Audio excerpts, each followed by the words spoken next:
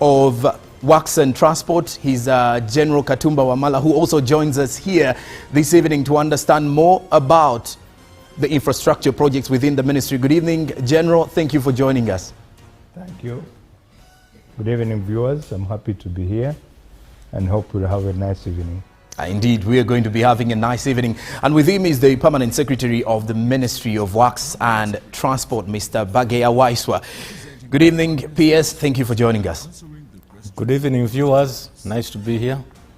Well, and to you, our dear viewer, we are inviting you to be part of this discussion. The hashtag is UBC Frontbench. Join us. Let's have these conversations as we engage your leaders as they address the concerns. Tonight, we assess the performance, the impact the Ministry of Works and Transport has had on Uganda's development in regards to infrastructure. The many questions that you have, you can put them forward. I'll be going through them and sharing them with my guests this evening, and I can tell you they will be able to answer them. Sit back because we are getting right onto it. Good evening. Fellow countrymen and women, these are our ministers and permanent secretaries at the front bench, representing the various ministries and answering the questions that matter to us. Join the conversation. This is the front bench. In a nation hungry for truth, a world where every story matters, there exists a beacon of trust and reliability. For decades, they've been our voice and our window to the world, holding the mirror of our history. With 4 TV stations and 11 radio channels spanning 27 languages, they stand as guardians of information, defenders of truth. With Mascari Heritage Advantage, they uphold every citizen's right to reliable and free information. Their archived stories shaped our past and illuminate our present. Yet now, as new challenges arise and the world evolves, their mission faces its greatest test yet. Be part of our journey and let's navigate the unknown, uncover the untold, and safeguard our future together. Tune into your public broadcaster, for it is the intersection of trust and truth. Because to UBC, your story, every story, and every voice matters. UBC, inspiring Uganda. Welcome, traveler, to the adventure of a lifetime. Rare, beautiful, and precious. Embrace the unique, unforgettable, and extraordinary. Come and explore Uganda, the pearl of Africa. This is the front bench.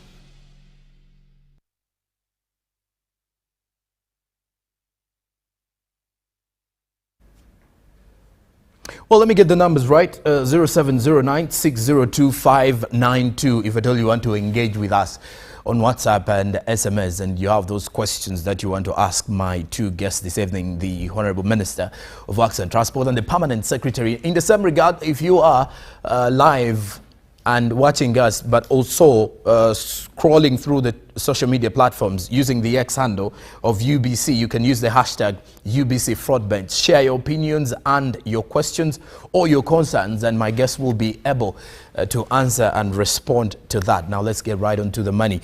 We need to understand how the ministry is working and then also understand what are the initiatives that the ministry is working along to ensure that you, a Ugandan, get to benefit from the same promises that the government made in 2021? I'll start off with General Katumba Wamala. Honorable, when it comes to the Ministry of Works and Transport, if you can give us a breakdown of the state of Uganda's infrastructure as of now and how far you've come with the many promises the government made in 2021 in its manifesto. Thank you very much. Well, Uganda's infrastructure, I think, first of all, Uganda's position in the region demands that we have a very reliable, resilient, and functional infrastructure in all aspects. Yes. Why? Because in the region, Uganda is the logistic hub. We are the dispatch point for the logistics within the region. Leave alone the logistics coming in Uganda, what we import and export. And so that demands that we must have a very reliable infrastructure service. And government realized that and started heavily to invest in infrastructure. And what we are aiming at is to have a multimodal infrastructure arrangement, which involves the travel. You can travel by road, by air, by water, by rail, and that's what we are trying to achieve. And we not only multimodal, but it should also be integrated, that one links into the other. So as of now, I can say that our infrastructure is quite reliable. Yes. I can't say we are there yet. No, because development doesn't stop.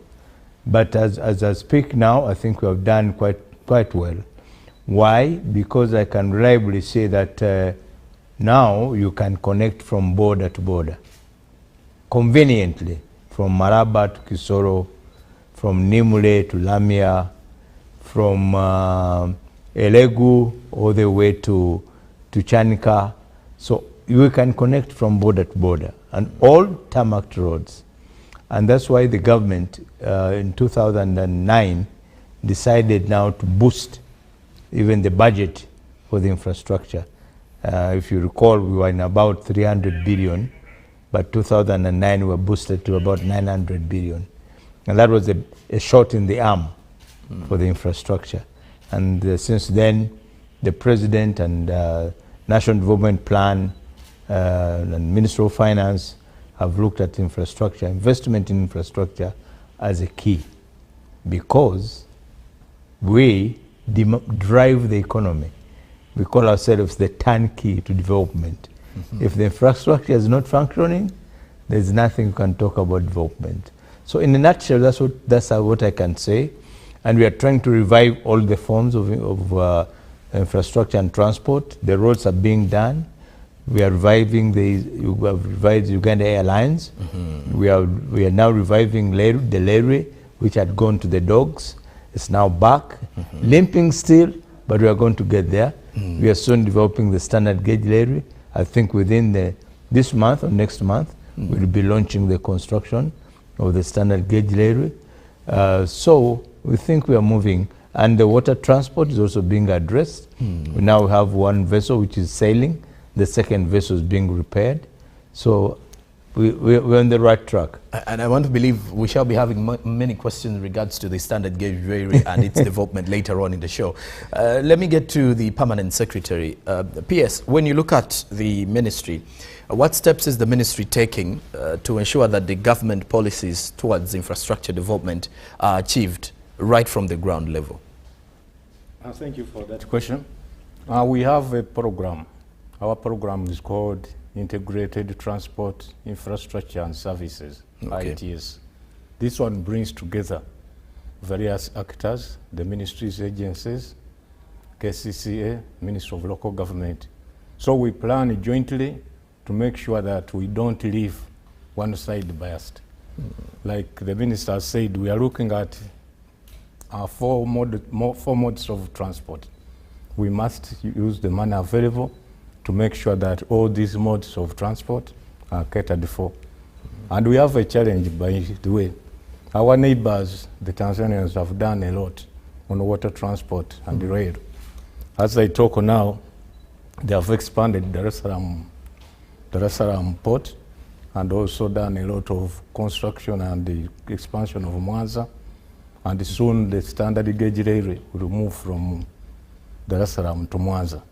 That means a lot of cargo will be reaching Mwanza and it has to be evacuated. Our 2 vessels only will not be enough. We have to add on to the vessels. Under the African Development Bank facility, we are intending to buy 2 new vessels to improve on transport from Mwanza to Portobello and Jinja.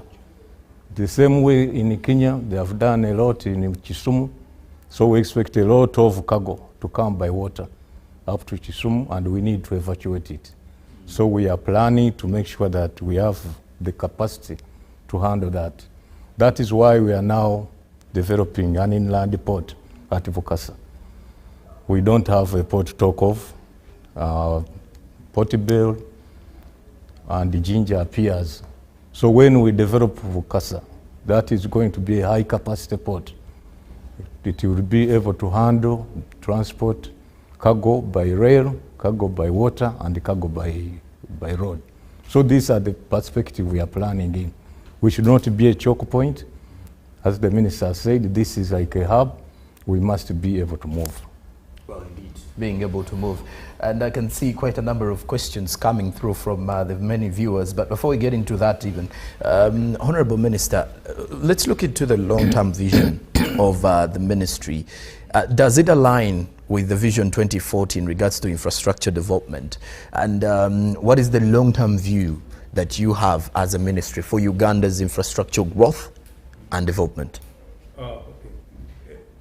The development of the infrastructure is guided by the National Development Plan, the manifesto of the party, and the Vision 2040. All these documents are our guide, they are our Bible when we're doing the infrastructure development.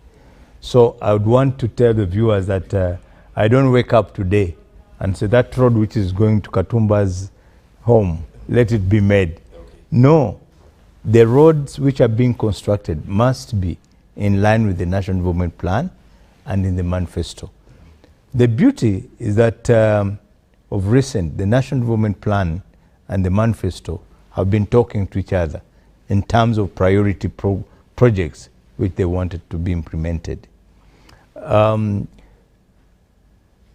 We had a setback. Of course, we had started very well. Then COVID came in. And I think you all know what COVID did. Apart from causing the inconvenience it did, that we even had to get, do you remember those, what were they called? The one which I used to sign? The permits to, the essentials. For the essential workers. For the essential workers, for movement. Apart from that, it affected our economy. So somehow, the speed at which we're developing the infrastructure slowed down. That's why you find many of the projects which were in the manifesto and which were in the NDP have lagged behind. And this is why you hear people asking, the president promised this road, the president promised that road when he came, and but we don't see it. That was the impact. The negative impact on the economy by COVID caused the slowdown. Then also, about 2018, 2017, you know about the first oil, right? Yes. We had to now to look at how do we facilitate the first oil coming out, because if the oil comes out, it's going to be a game changer in terms of the national economy. So we had to invest a lot in the national roads, and that's why you find the road network in the Hoima belt, in the oil graben, is so improved, possibly better than some other areas. And I know that some people have been saying, why Hoima? It's because we have to facilitate the movement of equipment and people who are going to help us to get the first oil out, which now we think will be 2025.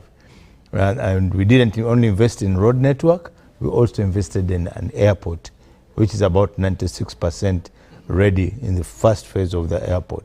So all this is part of the manifesto, but it's also part of the National Development Plan and the Vision 2040. And you mentioned something about the airport, and I wouldn't want to throw this question far away. Let me just bring it in now. PS, the National Airport, just last week when the official handles of the ministry posted about the progress of the Kabalega International Airport, well, Ugandans came out in full swing, if that is the right word for me to use, and they were criticizing the fact that it is an international airport, but they were only seeing a runway. And of course, the testing is also ongoing. If you can let us know, what does that represent? Because it does show that we are almost reaching the closing stage of this project. That project has been going on since 2018, and it is in 2 phases. Okay. We have the first phase, which we reported to be at 96%, not the entire airport. So for the first phase, we are at 96%. We have done the runway, 3.5 kilometers long. We have put the warehouses, which are almost completed. Now we are doing other accessories, infrastructure, the vision aids, lighting of the runway, and so on. So once we finish that, we hope by next year, April, we could be able to receive the first cargo plane. Okay. The first interest is to have cargo, so that we can facilitate the construction of the oil refinery. It is supporting that infrastructure. Then after that, we shall go to the second phase, which involves the passenger terminal and other facilities. But as of now, we are talking 96% of the first phase. Okay. And Honorable Minister, you've mentioned something about the intentions and the visions of the ministry, infrastructure growth and development over the years. But there has always been an issue here, maintenance of many of the projects within the subsectors. For example, you look at the railway network, you look at the roads, look at the water vessels, quite many in your docket. When you look at the issue of maintenance, which strategies are you going to lay to ensure that we are going to maintain most of this? Because it is costing us a lot. Good question. I will confess that I think somewhere along the way, we took the eyes off the ball, especially when you look at the areas like railway. We made a wrong move, and we privatized, we concessioned to RVR. Now RVR, and I can say this without mincing words, never did anything good for the railway sector. Actually, it just nosedived it into the abyss. So what we are doing now is actually picking it from the doldrum to bring it back into reality. That's why you find now we have so far rehabilitated relatively well the 273 kilometers from Malaba to Kampala. And that's why now we can bring in cargo. We have some very reliable customers who are using the railway now to bring in their cargo and raw materials. So you are right about the maintenance. Not only railway, but also the vessels were not properly maintained, and so they were run down. But again, let's not lose heart. Once bitten, twice shy. Now we have we know where we went wrong. You have learned. Yes, we have learned, and we will not get there. Now we are in discussion with the Minister of Finance. We have been investing heavily in the construction of the roads, but these roads have a lifetime. The roads we construct, most of them are supposed to be 15 years, to last 15 years. But for that road to last 15 years, you must be able to maintain it. What do I mean? There's a period when you have to go back. If a pothole is developing, you shouldn't allow it to enlarge. Immediately you should treat it. After some time, you need to put a new surface. You see what is being done at the Northern Bypass? Yes. Exactly. Now what is being done on Northern Bypass will give it another lease of life of another 10 years. So this is what we need to do. But what has been happening? We have been spending a lot of money in the construction and very little money in maintenance. Now we have made an argument, and I think the Minister of Finance has given us an ear, and they've heard that for every $10 we spend on construction, we should at least have $3 on maintenance. That way, we shall be able to manage our infrastructure. Look at Kampala, Greater Kampala metropolitan area, and the Kampala roads. Why have they gone down to the level which they are, to the level where people expire, have having a field day with they're feasting. with the artistic cartoons and all that. It's because, again, there was no maintenance of these roads. When you look at Kampala roads, for example, when were they constructed? I don't know. I think you were not yet born. No, I wasn't. When most of them, when most of them were constructed, and by then, the number of vehicles on Kampala streets were just on maybe on my one hand. We even knew whose vehicles that. That's Mr. Mpanga. That's the let's say Sebagala's vehicle. That is so and so's vehicle. We know. We knew all of them. That is Sebana Kizito's vehicle. But now, when you look at the volume of traffic in the city, plus our bad way of using our infrastructure, when you find border borders are riding on the pavements and what, we need to do a lot of maintenance. So you're right, without maintenance, we cannot talk of resilient infrastructure. And that's for sure. For example, we have our national artery, the road from Maraba through Iganga, Jinja, all the way to Katuna. This is our national artery. It's the road through which most of our logistics come. That road needs a 24/7 maintenance because of the volume of traffic. However, in not so long a future to come, we shall also reduce that burden on the roads by the other means of transport. I'm getting to the PS, Honorable, but I would like you to also jump into this question because this question is talking about the procurement processes. And this brings us to the bigger question of the corruption that happens within most of the ministries whenever government projects are supposed to be implemented or are supposed to be started on. Many of the reports we get are someone swindled the money. Money was eaten, the most common word there, eaten. So one may wonder, how was it eaten? Who was responsible for that money? But again, on a good note of things is that the IGG's report doesn't paint a bad picture for the Ministry of Works and Transport in any way whatsoever. But if you can help us understand, PS, and the Minister can add on to that, on the issue of the procurement, what loopholes are there in the Ministry and how do you address them? Well, in the procurement, of course, it is said that almost 70% of the cases of corruption occur in procurement, and I don't disagree with that. Procurement is quite tricky. There are various players. You find there is the contracts committee. It has its own roles in the law. We have the accounting officer. We have the evaluation committees, which are ad hoc. And then we have the unit, which is the procurement PDU. Those have various roles to play. But the most complicated level of procurement is at the evaluation stage. And of course, where corruption derails procurement is when these players take interest in the bidders to say, okay, this is my bidder, this is my what. And that is how we get problems of even people leaking information of what is in the engineer's estimate, what is in the reserve price. They leak this information because of wanting to gain out of procurement. It's very unfortunate. It is a matter of morals. If we have people with moral values, we could have less problems in procurement.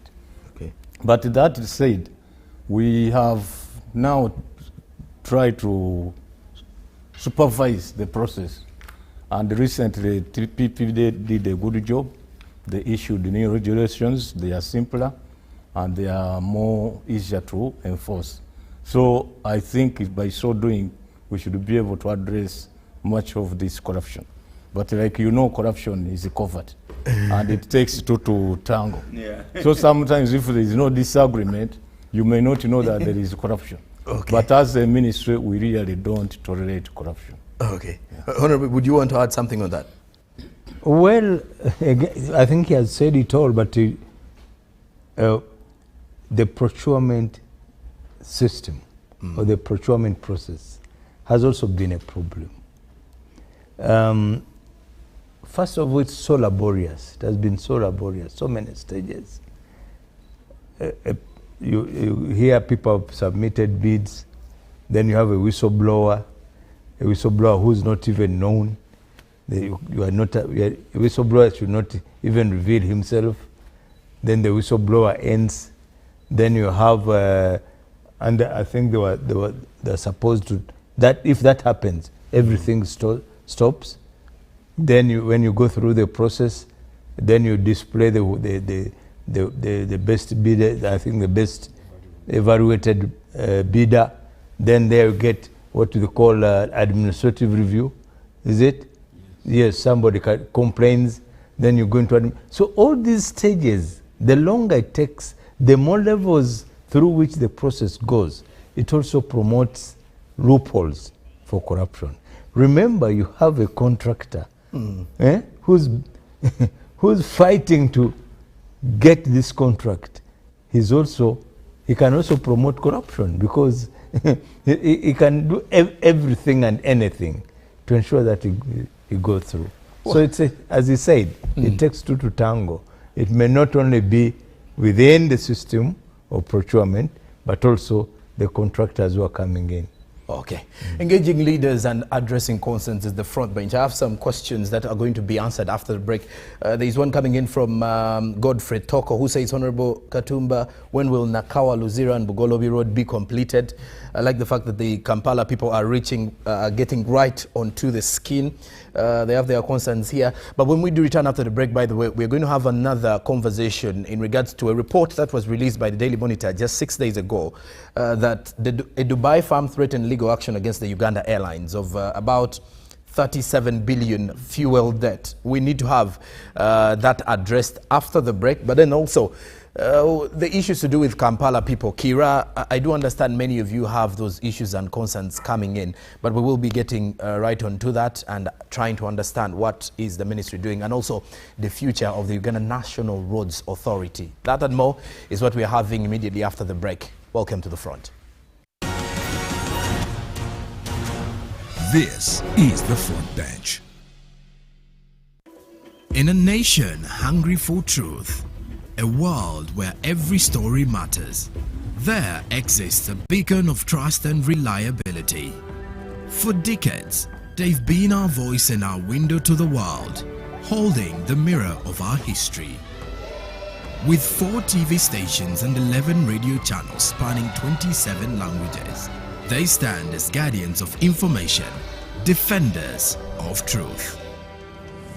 With Mascari Heritage Advantage, they uphold every citizen's right to reliable and free information. Their archive stories shaped our past and illuminate our present. Yet now, as new challenges arise and the world evolves, their mission faces its greatest test yet. Be part of our journey and let's navigate the unknown, uncover the untold, and safeguard our future together. Tune into your public broadcaster, for it is the intersection of trust and truth. Because to UBC, your story, and every voice matters. UBC, inspiring Uganda. Tuliko groundi, Plascon, paint and win. This year, Plascon paint and win. Tuliko groundi. Chicho, buy paint worth 100K. Get a scratch card. SMS the code to 7197. Stand a chance to win instant airtime, 1 million shillings bully day there, or a share of a 3 million shillings jackpot each week. What do you want the brand new bodas, tuk-tuks, and so much more? Catch the paint and win action every Monday on Bukede One, NBS, and Sanyuka TV. Plascon, color your world. Uganda, are you ready to kick things up to the next level? The Uganda National Lottery brings you Sports Take 10.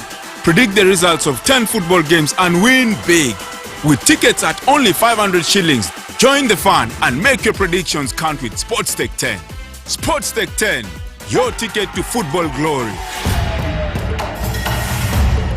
Uganda National Lottery. Dream, play, win. Participants must be 18 years or older. Play responsibly. The Uganda National Lottery is operated by Ituba Uganda and regulated by the National Lotteries and Gaming Regulatory Board. Welcome, traveler, to the adventure of a lifetime. Rare, beautiful, and precious. Embrace the unique, unforgettable, and extraordinary. Come and explore Uganda, the Pearl of Africa. Fellow countrymen and women, these are our ministers and permanent secretaries at the front bench, representing the various ministries and answering the questions that matter to us. Join the conversation. This is the front bench.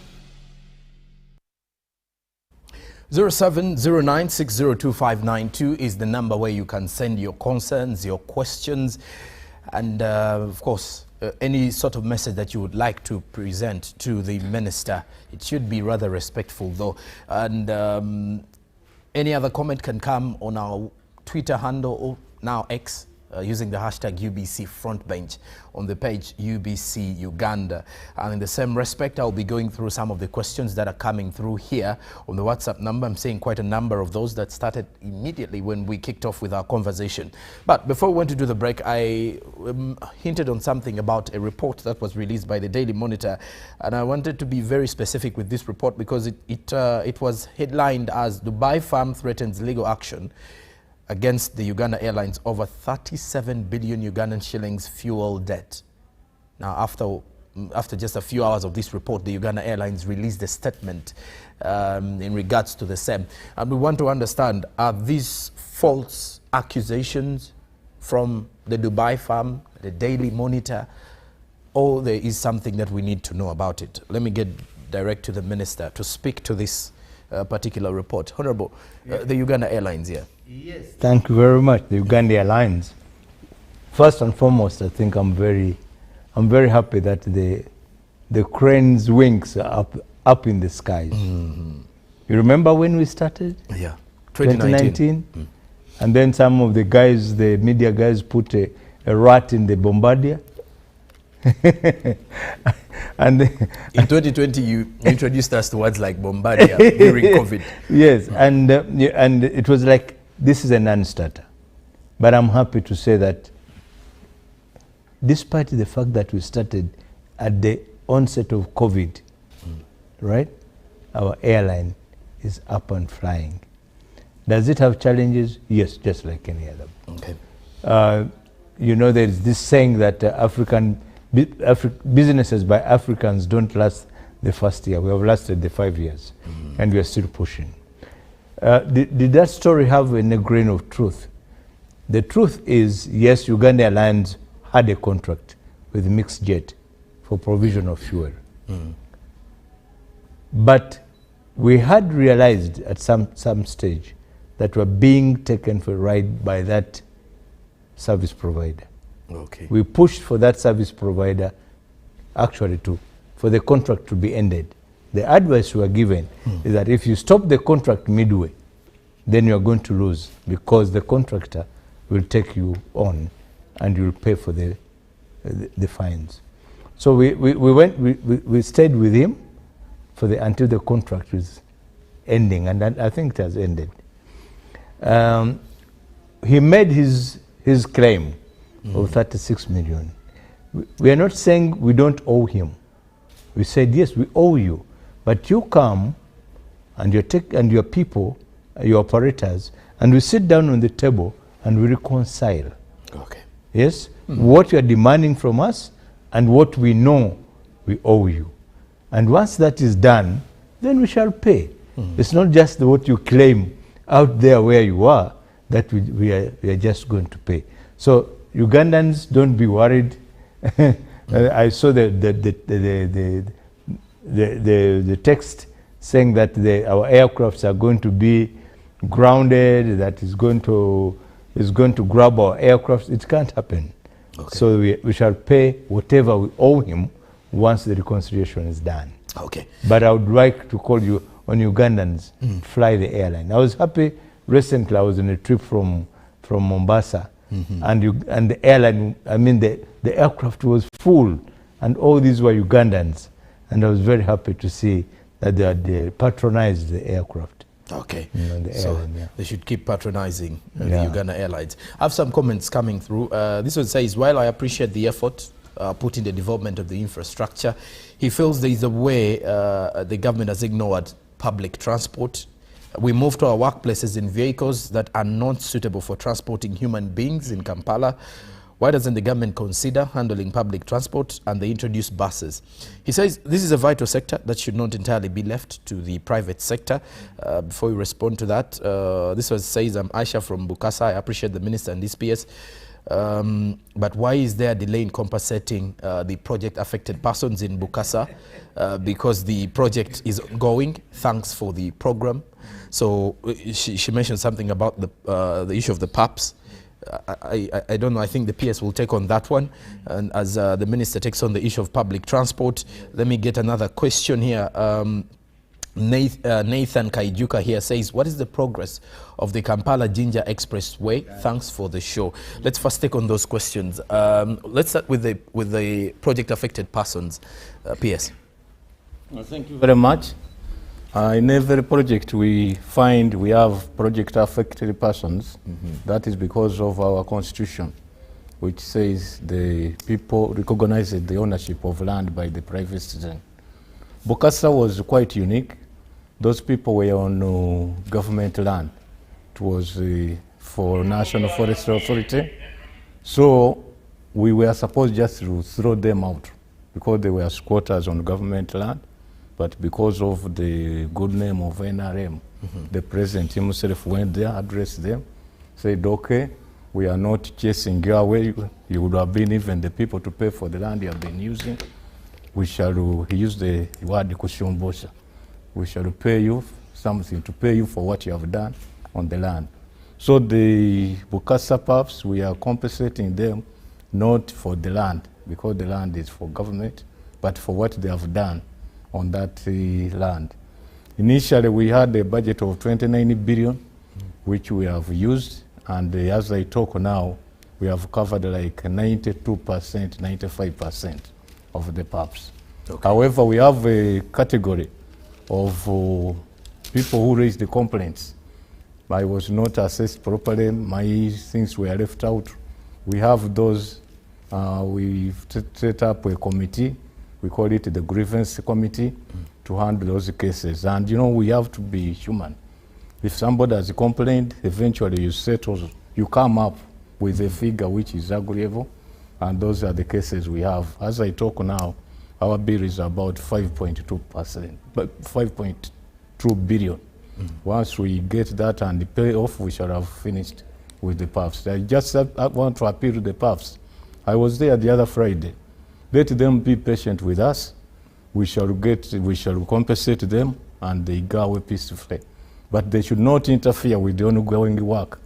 Because as I talk now, we are doing swamp reclamation and rehabilitating the areas, strengthening the areas where we are going to put the buildings. They should not interfere with that work. Okay. Yeah. And Honorable, someone mentioned Kampala-Jinja Expressway, the progress so far. Then the other talked about the public sector, the public transport, saying that when you look at the kind of public transport we are subjected to, it is in shambles. What is your comment on that?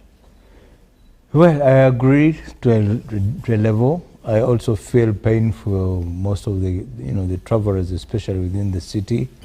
I really get highly concerned and fear for people's lives when I see them being moved around irresponsibly by border riders. It is true, at one stage, government had public transport buses, but I think when the government decided to privatize things, among the others, even public transport was privatized. But all is not lost, because studies have been made. We have plans, or we have studies which have already been concluded for what we call a bus rapid transport system, where the challenge which we still have with that is how to create a bus lane on these narrow roads because you need to have a dedicated lane for the buses. If they're going to perform better than the borders. Because why are people using borders? Because it's the only fastest available means as of now.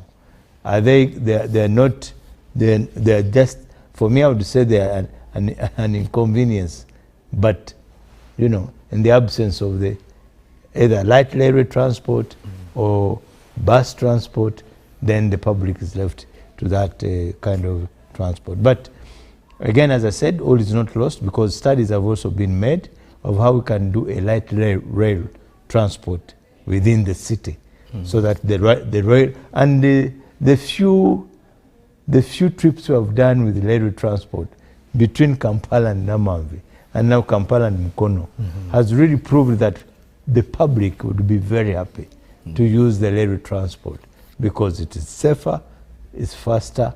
From now here, from railway station here to Mukono is less than 30 minutes. And I don't know how many hours it takes if you're in a taxi to Mukono. So that has been done as an experiment, but I think it has proved that it's worth investing in the railway transport. Now, Kampala-Jinja Expressway. I know Kampala-Jinja Expressway has taken time to come into being, but there are a number of reasons. Of course, we had to take time to do the studies, the designs, and all that. Now, it's a unique project. Unique in which way? By law, if somebody is staying in a swamp, is not supposed to be paid, because that's not, you are not a frog. You're not supposed to be in the swamp anyway. But with Kampala-Jinja Expressway, when we did the alignment, we found that the alignment was taking us, some section of the alignment taking us into the swamp, right? One we wanted to avoid, partially avoid highly congested areas, but also that is how the alignment was going to come off well. But then the funders or the investors who want to invest in that project were insisting that everybody who's affected, whether by law he's supposed to be paid or not, he must be paid, and his life must be better than the life he's living. So that has taken us time to address all these, to ensure that all these people are catered for. But as I speak, I think now we are inviting the bids. The bids must be coming in within this month of December, and we are hopeful that it will soon be off the table. That is a PPP project. Okay. I want to be clear. Government the investment government has done mostly is in paying the PAPs, because the investors are not supposed to pay the PAPs. It's the government which pays the PAPs. Then we provide the right of way to the investor. So the investors, there are consortiums of companies which are going to invest in that project. It's going to be a toll project. That answers somebody's question who said, are we going to see more toll roads? Yes. Yes, so it will be a toll road, and the investor will recover his money after some time and hand over the road to the government. Okay. PS, the minister mentioned something about investors, bringing us to understanding the relationship between the government and the private sector. When you look at these public-private partnerships over the years, and especially in your ministry, how influential have they been on the development of Uganda's infrastructure, and do we expect more of these coming along? Thank you. Public-private partnership is the way to go, because it really helps the government to reduce on areas where we cannot manage. For example, you give what you have, or what you have cheaply, so that the investor brings in the other aspect. The biggest now project we are planning, the Kampala-Jinja Expressway, it's a PPP project. But we have also other projects where we have benefited. We have a project called the Kalangala Infrastructure Services. They have done a good job. They have 2 ships which ply between Rutoboka and the Luku. Bukakata and the Luku. Very efficient. They have been here for some time. Besides that, they did electricity by solar to light the island. They have also put their piped water. And the project has changed the image of Kalangala. That is a PPP arrangement. We have also PPP with the driving permits. It's a PPP arrangement. They have done a good job, and it's one of the best service providers as I talk now. Okay. Recently, we were hosting the Non-Aligned Movement Summit. We had a PPP arrangement with the Sudan to build the convention center. That facility was put there in a record time, about 14 months. And then you're good to go. And the building is there. So I think PPP is the way to go. The government has built capacity. As I talk now, there is a unit in the Ministry of Finance, Planning and Economic Development, which guide us on the PPP arrangement. Okay. I have more comments coming in here. This one says, good evening. This is Isaac Eki from Alutkot Cell, Loro Town Council, Oyam District, Northern Uganda. Very specific with this location. Is the ministry also supervising the district? I think he's meaning Oyam. Is the ministry also supervising the district with the way they are borrowing shillings for roads? Because we are having poor district roads here, and he doesn't know whether by the time the money gets done, you will have done it. This one says, Honorable Katumba, when will... this was a finished question. This one says, hello, front bench. Uganda Airlines is currently working on enhancing its fleet with a clear strategy in place. Has the ministry reviewed or provided any support for this initiative? This is Mochibi from Entebbe. This one says, thank you for the show. I'm Derek from Luzira. I appreciate the minister and the PS, but when is Port Bell Road, Port Bell Nakawa said to be completed? We are badly off with the dust. I can completely agree with this gentleman. I use that one. Then this says, good evening. Can the minister and the PS tell us if the coming of UNRWA will not affect the staff in the ministry, especially the ones on contract? I think this one might be an employee there. This one says, good evening, Honorable. My concern is about the delay of construction on the Lugazibu Yikwe Chiyindi. It was launched already. Haj Abe Mukasa Sesanga. So the concerns are there. Someone mentions about something in northern Uganda, Oyam district. How far with that? He mentioned something about money for the districts. Yeah. Well, the question wasn't very clear, but let me attempt to say this. In the management of the road infrastructure, we have what we call the national roads. Yeah. Then we have roads which are managed by local governments. We have roads, for example, managed by KCCA, by the cities, by the local districts. Then we have roads which are connecting district to districts, which are managed by the ministry under what we call DUCA, District Urban and Community Access Roads Program. Now, every district, just like as a local government unit, plans and how to manage its affairs. And among those affairs is the maintenance of their roads in the district. So they submit their plan to the which is now being phased out, Uganda National Road Fund.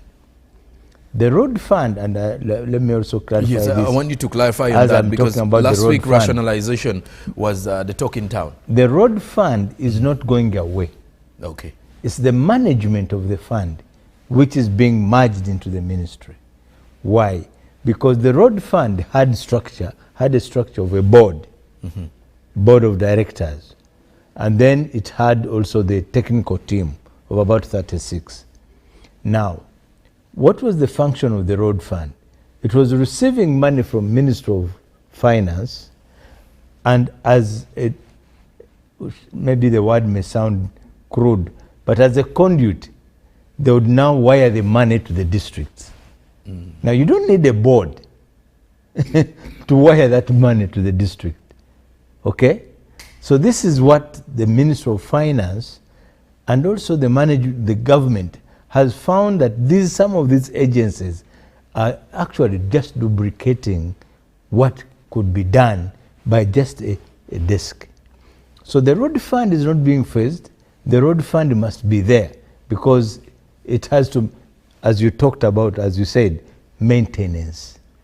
The road fund disperses money for maintenance. So in addition to that, government decided that every district will be given 1 billion in addition to the money given by the road fund.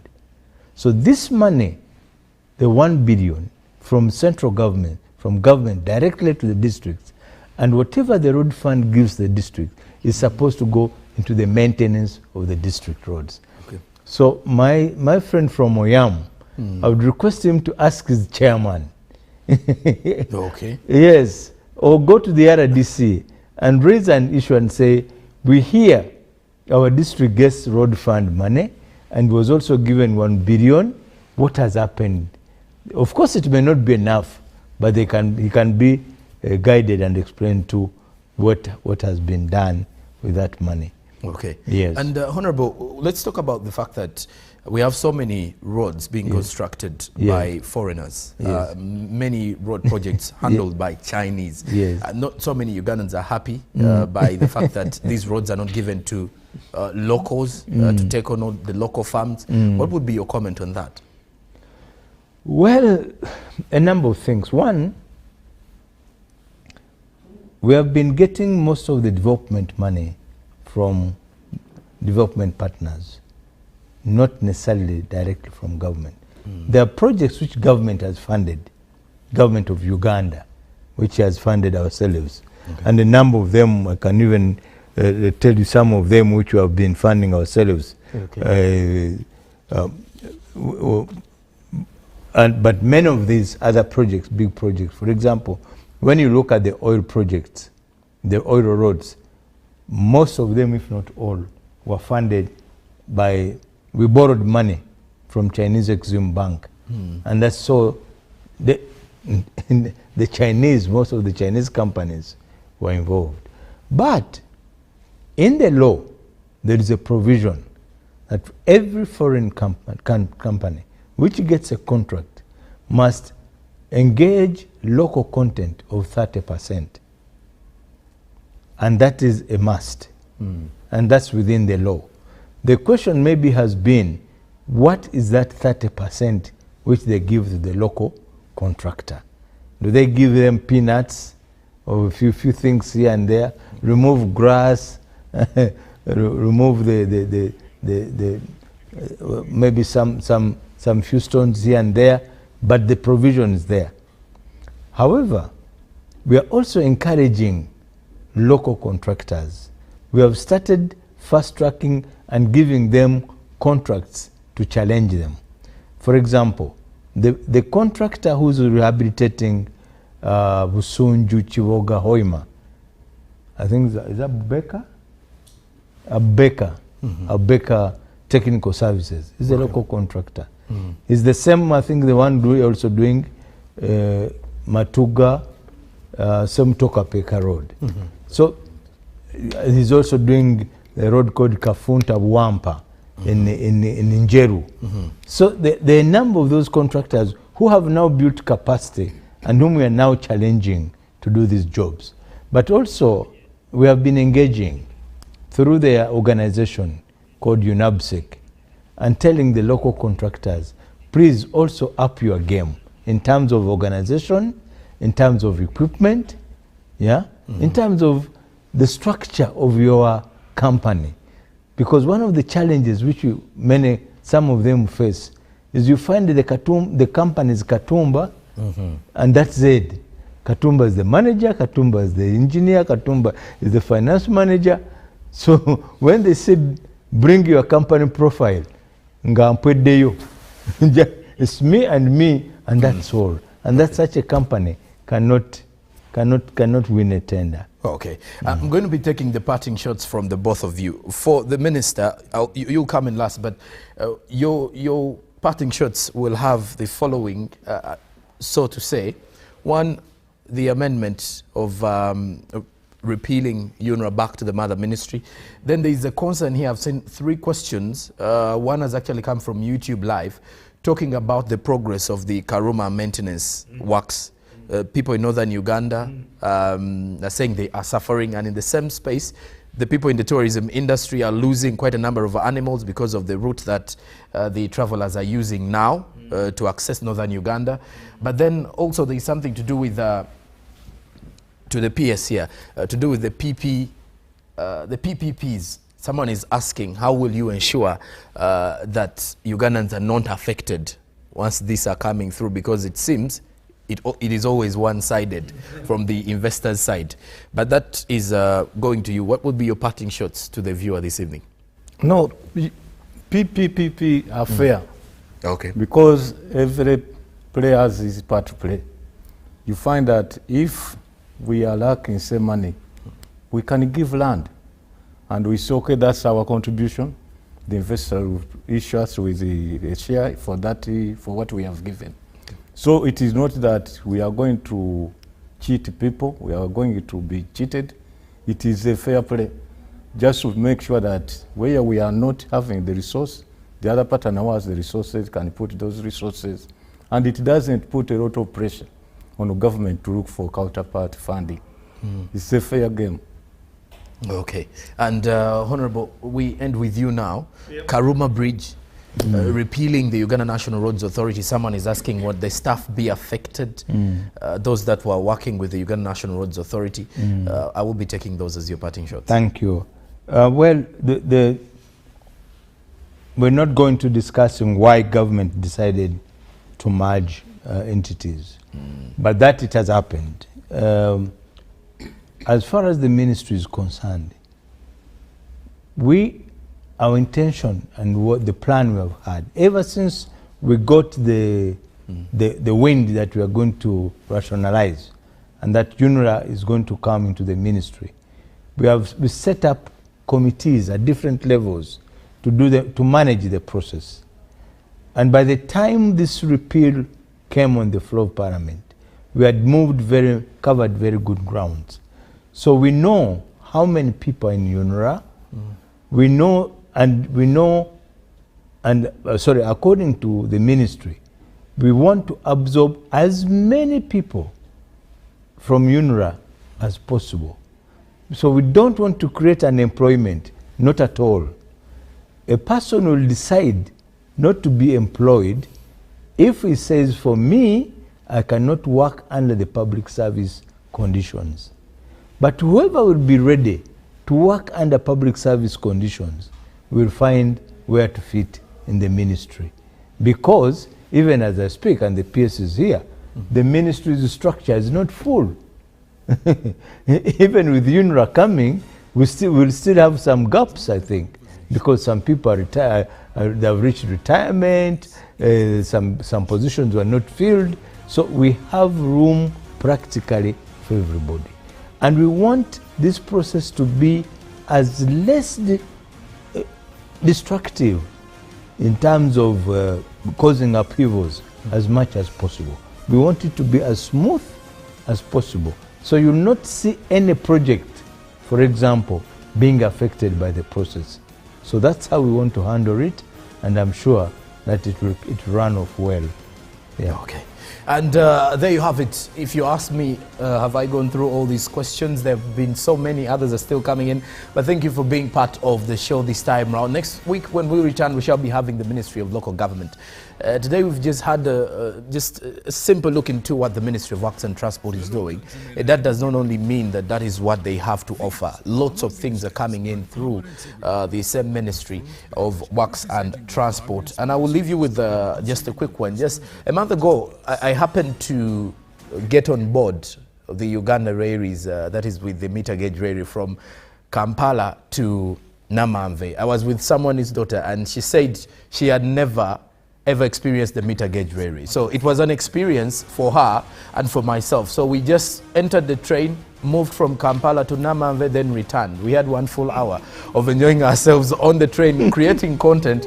But hey, I can tell you, maybe if you haven't tried it, you can do it, and it will give you a picture of how public transport can really save us from lots of things. My guest this evening has been the Minister of Works and Transport, General Katumba Wamala. Thank you very much for joining us, General. And with him, he has moved with the Permanent Secretary, Mr. Bageya Waiswa. Thank you very much for joining us, PS. It's a pleasure. All right, and there you have it, engaging leaders and addressing concerns. Welcome to the front. Next week, we shall be having the Ministry of Local Government. For now, it's a goodbye. Have a blessed week. I'm JORAM SSONKO, and this is the Front Bench.